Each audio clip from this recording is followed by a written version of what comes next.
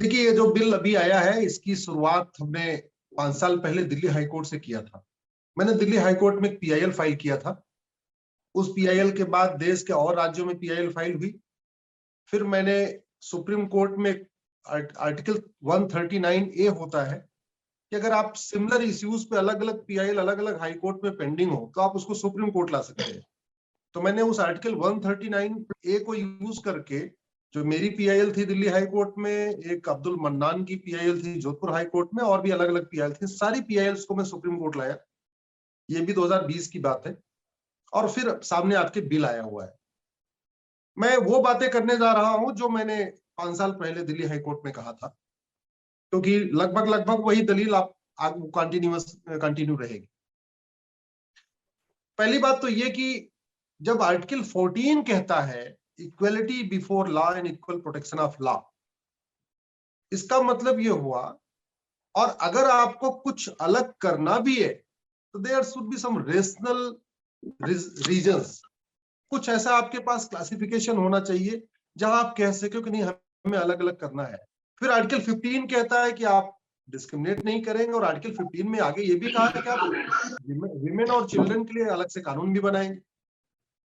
16 कहता है you have to provide equal opportunity, 19 says equality, 21 says right to life and liberty, etcetera etcetera.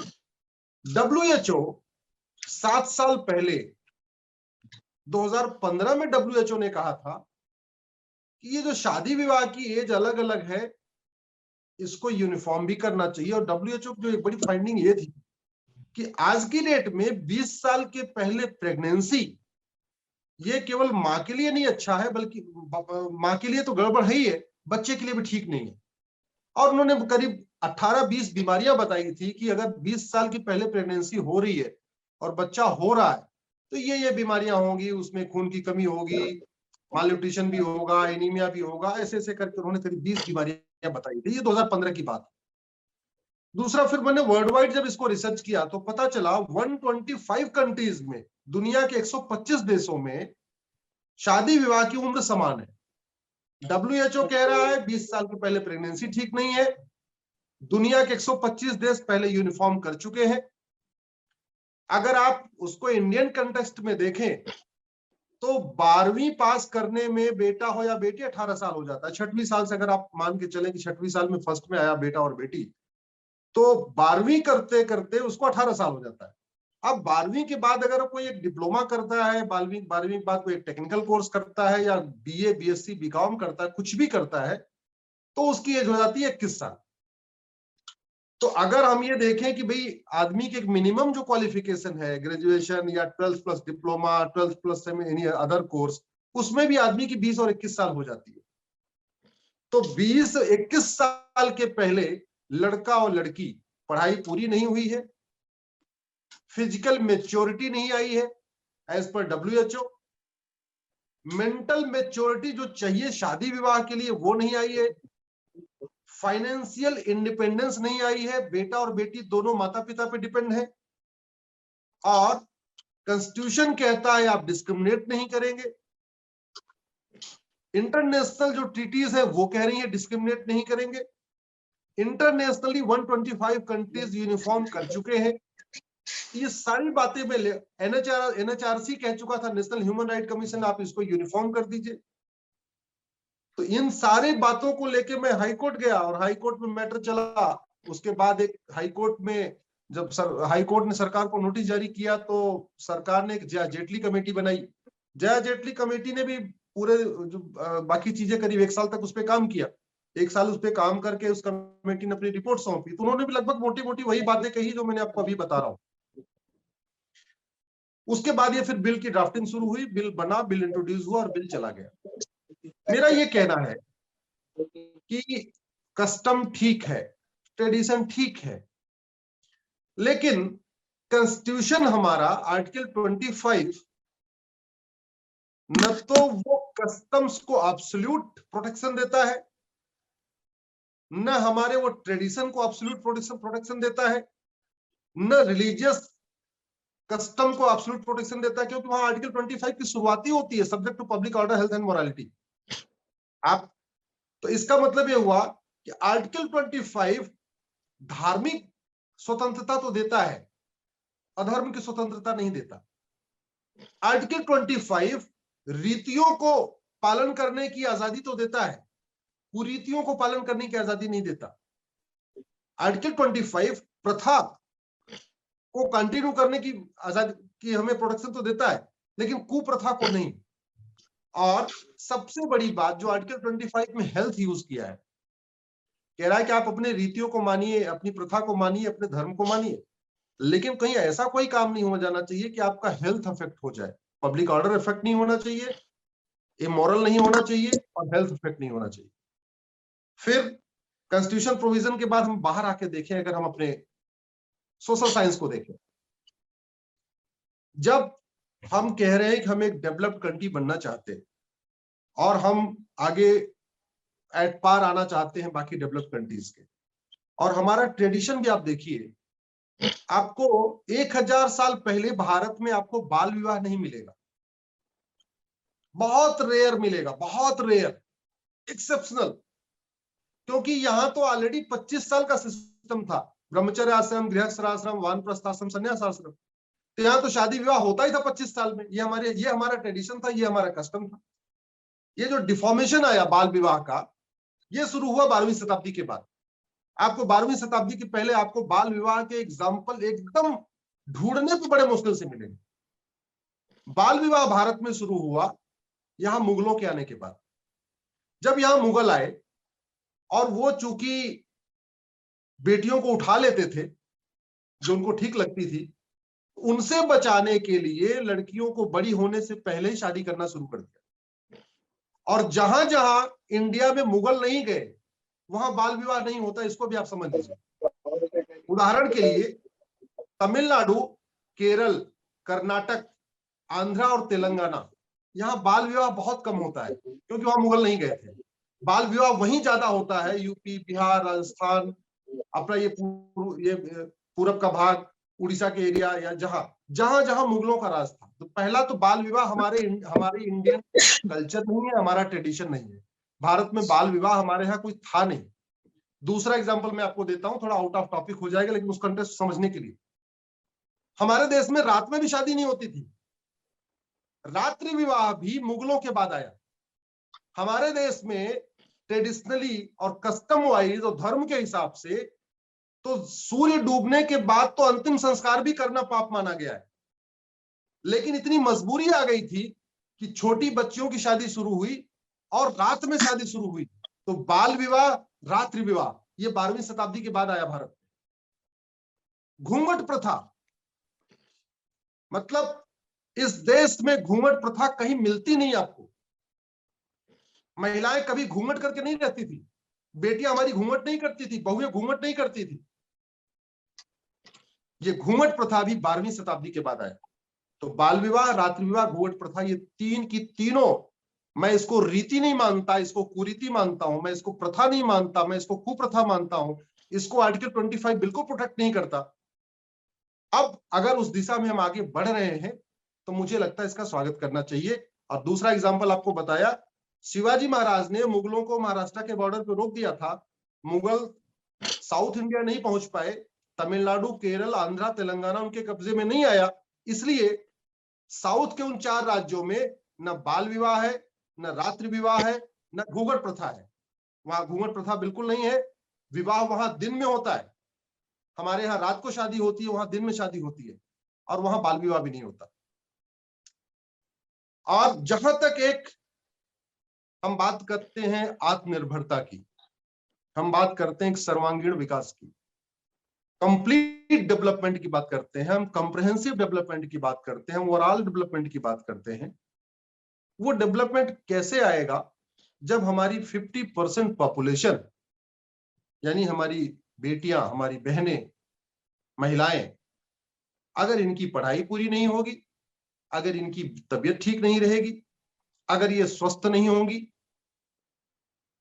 तो एक पहिए पे गाड़ी कितने दिन तक चलती रहेगी। अगर हम ये शादी विवाह की उम्र बढ़ाएंगे तो बहुत स्वाभाविक सी बात है, हमारी बहन बेटियां भी पढ़ेंगी, कम से कम और कुछ नहीं तो 12वीं के बाद कुछ डिप्लोमा ही कर लेंगी, कुछ कोर्स कर लेंगी। दूसरा, जो जल्दी शादी के बाद, जल्दी बच्चे होने के बाद अलग अलग तरीके की बीमारियां आ रही हैं, वो बीमारी नहीं आएगी। तीसरी बात, जो एनएचआरसी का डाटा कहता है, डोमेस्टिक वायलेंस के सबसे ज्यादा केसेस वहां पे आते हैं जहां पे ये एजुकेशन कम है, और दूसरा ये जल्दी यहां शादी हो जाती है। क्योंकि जल्दी शादी के बाद 12-14 साल शादी के बाद, 13 साल में शादी या 15 साल में शादी के बाद उस बेटी को कुछ पता ही नहीं होता, दुनिया के बारे में पता नहीं होता, देश के बारे में पता नहीं होता, उसको अपनी ड्यूटीज नहीं पता होती, एज ए ह्यूमन बीइंग उसको क्या क्या करना है, क्या कर सकती है उसको नहीं पता, फैमिली को डेवलपमेंट कैसे डेवलप कर सकते वो नहीं पता, बच्चे को कैसे पालना वो नहीं पता, बच्चे का कैसे डेवलपमेंट करना उसको ये नहीं पता। वो जस्ट एक घर में कैद होके खाना बनाने वाली एक घर की गृहिणी बन के और केवल घर के अंदर वो कैद हो जाती है, कुछ नहीं पता उसको देश दुनिया के बारे में। शादी विवाह की उम्र जब 21 साल होगी तो मुझे लगता है सारे परिवार, नॉर्थ से लेके साउथ, ईस्ट से लेके वेस्ट, ब्राह्मण क्षत्रिय वैश्य शूद्र, हिंदू मुसलमान, सभी परिवारों का डेवलपमेंट होगा। और सबसे महत्वपूर्ण बात कि जब हम कॉन्स्टिट्यूशन की बात कर रहे हैं, चूंकि आज आपने लेक्चर रखा हुआ है कॉन्स्टिट्यूशन का, हम कॉन्स्टिट्यूशनल अगर बात कर रहे हैं, एक बार हम मेडिकल साइड को छोड़ दें, सोशल साइंस को छोड़ दें, बाकी चीजों को छोड़ दें, तो ये पूरी तरीके से हमारे आर्टिकल 14, 15 और 21 का वायलेशन है। अलग अलग शादी विवाह करना, शादी विवाह की उम्र अलग अलग रखना, ये बिल्कुल वायलेशन है।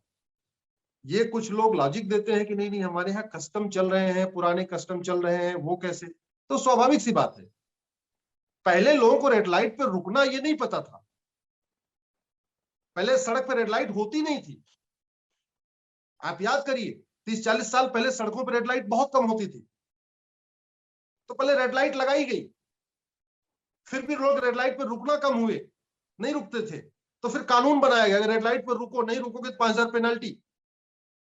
फिर और थोड़ा उसको चेक बढ़ाया गया कि चौराहे के ऊपर सीसीटीवी भी लगा दिया गया कि पुलिस रहे चाहे ना रहे, आप वैसे भी गुजरोगे तो आपके गाड़ी का नंबर प्लेट सामने आ जाएगा। तो इसलिए ये बहुत बड़ा इवोल्यूशन होने जा रहा है, ये बहुत बड़ा रिवोल्यूशन होने जा रहा है। शादी विवाह के जब उम्र बराबर हो जाएगी, शुरू में इसको हम ये नहीं कह सकते 100% सफल होगा, शुरू में हम ये नहीं कह सकते कि 100% इसको लोग फॉलो कर लेंगे, नहीं ऐसे नहीं होगा। और वैसे भी मर्डर का कानून है, फिर भी मर्डर होते हैं, 100% तो नहीं फॉलो हो रहा है। और भी जितने कानून है उनके वायलेशन तो होते हैं, ट्रैफिक लॉ का वायलेशन होता है, सिविल लॉ का वायलेशन होता है, ह्यूमन राइट लॉ का वायलेशन होता है, सारे लॉज के वायलेशन होते हैं। तो कानून बनाते ही पूरे देश में सबकी शादी की 21 साल हो जाएगी, सब उसको फॉलो करना शुरू कर देंगे, ऐसा नहीं होगा। लेकिन हाँ, हम कह रहे हैं कि अगर इनिशियल स्टेज में अगर 50% भी फॉलो हो गया, कहने का मतलब जिस गांव में साल में 10 शादी होती थी और 10 की 10 शादी वो बाल विवाह होती थी, वहां 10 के 10 विवाह अगर वो छोटे में कर रहे थे, उसमें से अगर 5 ने भी अपने बेटी को पढ़ाया और पढ़ाने के बाद उसको शादी किया, तो अगली बार 10 साल के बाद उस देश में उसका 100% कंप्लायंस हो जाएगा। क्योंकि कोई भी माता पिता ये नहीं चाहता कि उसकी बेटी जल्दी शादी हो जाए। हाँ, कुछ कंडीशंस ऐसी होती हैं, कुछ ट्रेडिशन ऐसे होते हैं। एक बड़ा अच्छा आपने एग्जांपल दिया स्कूल की, तो स्वाभाविक सी बात है, ये कानून सफल भी नहीं हो पाएगा, सरकार को इंफ्रास्ट्रक्चर तो खड़ा करना पड़ेगा। आपको कम से कम हर 5 किलोमीटर के एरिया में आपको एक कॉलेज तो देना पड़ेगा, और लगभग कॉलेज हो भी चुके हैं, नया कॉलेज नहीं भी खुल रहा है। तो जो प्राइमरी स्कूल थे वो जूनियर तक पहुंचा दिए गए हैं, 8वीं तक कर दिए गए, जो 5वीं थे 8वीं हो गए। जो 8वीं तक के स्कूल थे उनको डेवलप करके 12वीं तक कर दिया गया। ये हुआ है, पूरे देश में हुआ है। उड़ीसा में भी इसको अडॉप्ट किया गया। उड़ीसा में भी प्राइमरी के जो स्कूल थे उनको जूनियर बनाया गया, जूनियर के बहुत सारे स्कूल को उन्होंने सेकेंडरी और हाई सेकेंडरी किया गया। तो ये इंफ्रास्ट्रक्चर तो हमें करना पड़ेगा, इसके लिए सरकार को कुछ इन्वेस्टमेंट करना पड़ेगा, सरकार को एक पूरा माहौल तैयार करना पड़ेगा। और इस पूरे सफल बनाने के लिए आपको डिबेट, जैसे आज आपने डिबेट रखी है, मुझे लगता है इसके ऊपर हर कॉलेज, हर यूनिवर्सिटी, सरकारी प्राइवेट, हर जगह इसको डिबेट रखना पड़ेगा, हर जगह इसकी चर्चा करनी पड़ेगी। जितना डिबेट होगा, जितना इस पे राइटअप आएंगे, जितने इस पे आर्टिकल्स आएंगे, और जितना इस पे खास तौर पे वो जो ग्राम सभा की बैठक होती, वहां जब चर्चा होगी, जब मोहल्ले की बैठक में चर्चा होगी, जब ग्राम प्रधान इसकी चर्चा करेंगे, पार्षद इसकी चर्चा करेंगे, जो मुखिया सरपंच इसकी चर्चा करेंगे, तो और भी इफेक्टिव आएगा। मुझे पूरा भरोसा है कि सरकार जब कानून लेके आ ही रही है तो इसकी भी चिंता कर रही होगी, ये उनके दिमाग में होगा, इसका पूरा रोड मैप होगा कि आगे और क्या क्या करना है। लेकिन मेरी समझ से एक लैंडमार्क स्टेप है, ये आएगा, हमारा सोशल रिवोल्यूशन होगा, सोशल इवोल्यूशन भी होगा, और एक नया समाज बनेगा, एक जिस नए भारत की हम जो हमारा एक प्राचीन हमारी परंपरा रही है कि भारत में कभी बाल विवाह नहीं था, न कभी यहाँ घूंघट प्रथा थी, न कभी रात्रि विवाह था, शायद वो धीरे धीरे फिर से हम उसकी तरफ आगे बढ़ जाएंगे। बहुत बहुत धन्यवाद। Thank you, sir. Thank you for the wonderful brief on this, how this bill and the idea of increasing the age, how it has come, and also the history, how this Bal Vivah and also the other customs have been raised. Very wonderfully explained. If we look into the criticism, as I told you in the beginning, told all of you in the beginning, one of the criticism was how to, like, why to restrict the free choice of the girl. If the girl attained 18 years of age, she can enter into contract, she can vote, she can have all the kind of legal personality, she can do many legal things. So with regards to marriage, why to stop her and why to restrict her choice? And is it not violation of Article 14 and 21, right to marriage? And one more thing, sir, in this current age, in this current dunya, aajkal ke dunya mein, where the girls are equivalently knowing about all family planning, so they know how to restrict an early pregnancy before 21. But because of the reason that most of the early pregnancies are happening, we can't restrict the girls, particularly the urban girls, from marrying after 18 years of age. What is your opinion on this kind of criticism? देखिए, पहली बात तो ये कहना कि 18 years की as में उनको वोटिंग राइट मिल गया है, तो फिर 18 इयर्स की एज में उनको शादी का राइट क्यों नहीं होना चाहिए? मुझे लगता है हम लोग दो चीजों को अलग अलग इसको मैच करने की कोशिश कर रहे हैं। भाई वोट करने में अगर गलती हो गई तो 5 साल के बाद वो गलती सुधारी जा सकती है। चलो हमने 18 साल की एज में वोट दिया और हमें लगा कि यार ये कैंडिडेट ठीक है, लेकिन बाद में एहसास हुआ नहीं हमने गलत वोट दे दिया था, तो 5 साल के बाद हम उस कैंडिडेट को वोट नहीं देंगे, किसी और को वोट दे देंगे। शादी विवाह के बाद तो ये संभव नहीं है। दूसरी बात, 18 साल के बाद शादी विवाह में आपको फाइनेंशियल बर्डन कोई नहीं लेना होता। वोटिंग के समय फिजिकल मेच्योरिटी इंपॉर्टेंट नहीं है, मेंटल मेच्योरिटी इंपॉर्टेंट नहीं है, फाइनेंशियल बर्डन इंपॉर्टेंट नहीं है, आपको पूरा परिवार की जिम्मेदारी नहीं उठानी पड़ती, सिंपल वोट देना होता है। शादी विवाह में जब आप जाते हैं तो केवल आप एक लड़के से शादी नहीं करते, एक व्यक्ति से शादी नहीं करते, या एक लड़का एक लड़की से शादी नहीं करता, दो परिवार जुड़ते हैं। खासतौर पे लड़का तो अपने घर में होता है, लड़की को दूसरे घर में अपना घर भी छोड़ना होता है। 18 साल की एज में अपना घर छोड़ना और 2 साल 20 साल और 21 साल में अपना घर छोड़ना, मुझे लगता है उसमें मेच्योरिटी बढ़ चुकी होगी। दूसरा सबसे इंपॉर्टेंट ये है कि जो मैंने आपसे बताया कि आपने कहा, आपने अच्छा उसका एग्जांपल भी दिया कि हाँ भाई ठीक है, उनको पता है क्या क्या यूज करना है क्या नहीं यूज करना, लेकिन जो मेंटल टफनेस आती है, जो सही ये डिसीजन लेना, यूज करना है कि नहीं करना, मुझे लगता है 18 साल की एज में फिर भी वो कम समझदारी होती है, 21 साल की एज में ज्यादा समझदारी हो जाती है। और दूसरा सबसे बड़ी बात मैं आपको बताऊं, अगर आप इतिहास उठा के देखें, हम लोग आज जिस डेवलपमेंट की बात कर रहे हैं कि आज की डेट में हमारी लड़कियां बहुत डेवलप हो गई हैं, वास्तव में पहले ज्यादा फ्री चॉइस थी और पहले ज्यादा इंडिपेंडेंसी थी। एग्जाम्पल मैं आपको देना चाहूंगा, हम लोग राम के भाई भरत को जानते हैं। भरत का ननिहाल कैकेय में था। मतलब पहले जरा आप सोचिए इंडियन कस्टम कितना बढ़िया था। हमारे गांव का नाम, राज्य का नाम, जो राजकुमार होता था उसका नाम गांव और राज्य पे नहीं होता था, राजकुमारी का होता था, लड़कियों का होता था। जनरली लड़कियों का नाम गांव पे होता था, देश पे होता था, राज्य पे होता था। उदाहरण के लिए कैकेय देश की राजकुमारी का नाम कैकेयी, गंधार देश की राजकुमारी का नाम गंधारी, कौशल देश की राजकुमारी का नाम कौशल्या, सौमित्र देश की राजकुमारी का नाम सुमित्रा, जनक की राजकुमारी जानकी। ये हमारे कस्टम था। भरत के मामा नहीं थे, राजा भरत के, यानी जो कैकेय नरेश थे, वो कैकेय पेशावर कहलाता है, उनके मामा नहीं थे, उनके बेटा नहीं था, इकलौती थी वो कैकेयी।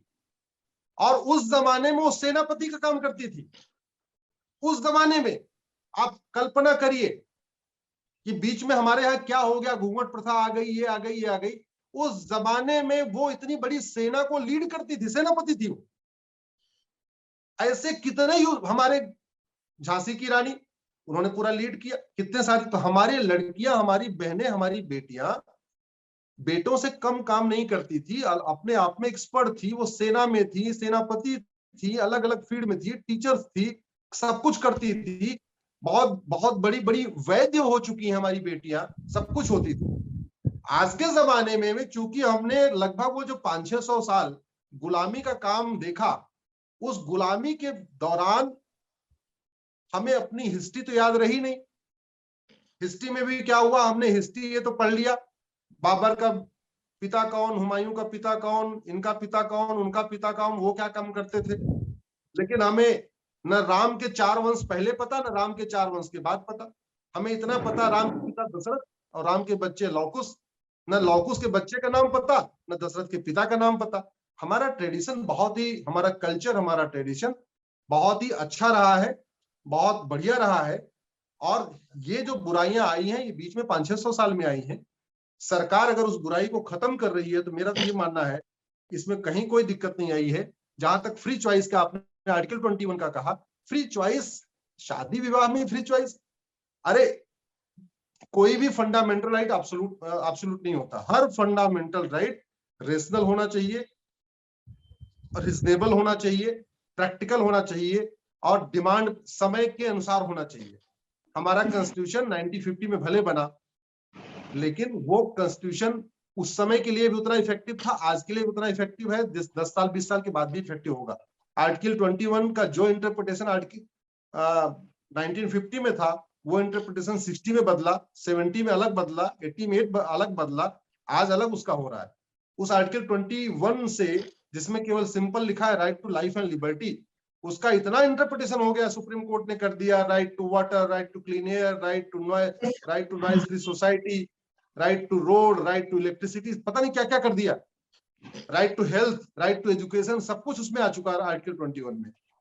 तो इसलिए मेरा मानना है कि अगर कुछ करने से एक 50% पॉपुलेशन का भला होने जा रहा है, 50% पॉपुलेशन को एक नई दिशा मिलने जा रही है, ओवरऑल डेवलपमेंट होने जा रहा है, उसको एक फाइनेंशियल इंडिपेंडेंस मिलने जा रही है, उसको फिजिकल मैच्योरिटी उसकी अच्छी हो रही है, उसका स्वास्थ्य अच्छा रहने वाला है, तो उसको करना चाहिए, उसका स्वागत करना चाहिए। Thank you, sir. Thank you very much. As you have raised the issue of economic growth and economic independence. मैंने मिश्रा साहब को बहुत ध्यान से सुना और बहुत विनम्रता पूर्वक ये कहना चाहूंगा कि 12वीं शताब्दी के पहले अगर एक भी कोई मुझे बाल विवाह का एग्जाम्पल दे दे, मुगलों के यहां आने से पहले, 12वीं शताब्दी के पहले कोई एक भी मुझे रात में विवाह का एग्जाम्पल दे दे, 12वीं शताब्दी के पहले कोई एक भी मुझे घूंघट प्रथा का एग्जाम्पल दे दे, तो शायद मैं मान लूंगा कि हाँ, मैंने जो आर्ग्यूमेंट दिया गलत ही है। दूसरी बात ये, जिस सोसाइटी की बात कर रहे हैं, हमारा जिस कल्चर से हम लोग बिलोंग करते हैं, शायद वो कल्चर इतना ज्यादा सहनशील रहा, इतना ज्यादा वो लोगों के साथ घुलता मिलता रहा, वसुधैव कुटुंबकम की भावना रही, सर्वधर्म समभाव की भावना रही, नारी तू नारायणी की भावना रही, शायद यही नतीजा था, पूरी दुनिया से गायब हो गए। गंधार 100 साल में कंधार बना था, ये भी फैक्ट है। कैके 100 साल में पेशावर बना, ये भी एक फैक्ट है। तक्षशिला 110 साल में रावलपिंडी बना, ये भी एक फैक्ट है। कुंभा 120 से 125 साल में काबुल बना, ये भी एक फैक्ट है। और जहां तक सेकुलरिज्म, गंगा जमनी तहजीब, ब्रदरहुड पूरी दुनिया में छोड़िए, भारत के उन 9 राज्यों में नहीं चलती जहां हिंदू माइनॉरिटी में है। ये ब्रदरहुड, ये सेकुलरिज्म, ये भाईचारा कश्मीर में काम नहीं करता जहां हिंदू केवल 4% बचे हुए। ये नागालैंड में काम नहीं करता जहां हिंदू केवल 8% बचे हुए। ये लद्दाख में काम नहीं करता जहां हिंदू केवल 2% बचे हुए। ये मिजोरम में काम नहीं करता जहां हिंदू केवल 2% बचे हुए।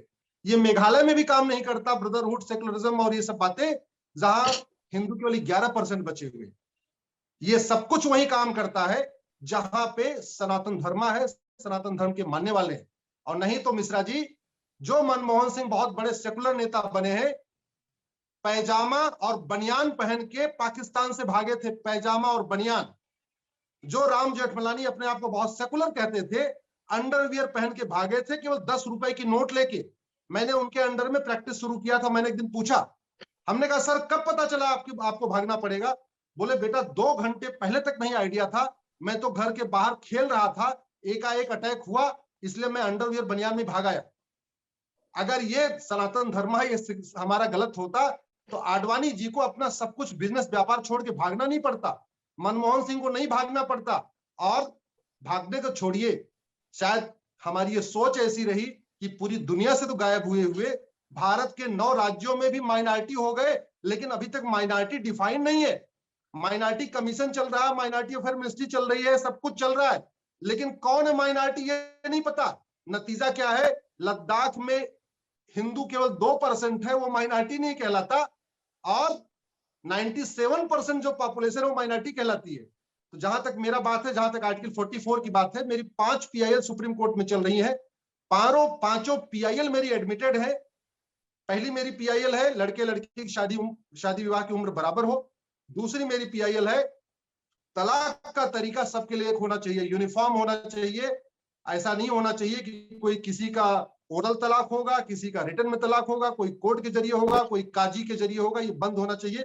तीसरी मेरी PIL है मेंटेनेंस एलिमनी, गुजारा भत्ता सबको मिलना चाहिए। ऐसा नहीं होना चाहिए कि जो लड़की विवाह करे उसको गुजारा भत्ता मिले, जो लड़की निकाह करे उसको गुजारा भत्ता न मिले। एडॉप्शन का राइट सबको होना चाहिए, आज की डेट में सबको नहीं है। भारत इकलौता देश है पूरी दुनिया का, मैं अपनी बात क्लोज कर रहा हूं, भारत इकलौता ऐसा देश है जो अपने आप को सेकुलर कहता है, जहां विवाह करने की मिनिमम एज 18 ईयर है, निकाह करने की मिनिमम एज 9 साल है। भारत इकलौता ऐसा देश है पूरे वर्ल्ड का जहां जो लड़की विवाह करेगी उसका तलाक कोर्ट के जरिए होगा, जो लड़की निकाह करेगी उसका तलाक मौखिक होगा। भारत इकलौता ऐसा देश है पूरी दुनिया का, जो लड़की विवाह करेगी उसको गुजारा भत्ता मिलेगा, जो लड़की निकाह करेगी उसको 1 पैसे नहीं मिलेगा। भारत इकलौता ऐसा देश है पूरी दुनिया का, जो लड़की विवाह करेगी उसको एडॉप्शन राइट होगा, गोद लेने का अधिकार होगा, जो लड़की निकाह करेगी उसको कोई राइट नहीं होगा गोद लेने का।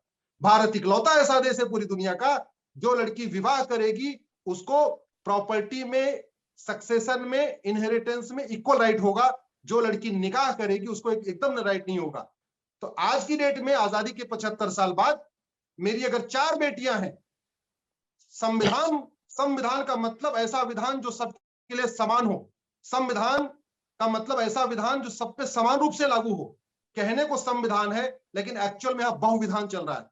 अगर मेरी 4 बेटियां हैं, उनका ह्यूमन राइट, उनका सिविल राइट शादी के पहले शादी के बाद बराबर होना चाहिए, लेकिन उल्टा हो रहा है। अगर मेरी एक बेटी मुस्लिम से शादी कर ले, एक हिंदू शादी कर ले, एक पारसी से करे, एक ईसाई से करे, जब तक वो चारों बेटियां मेरे घर में है उनके सिविल राइट, ह्यूमन राइट बराबर है।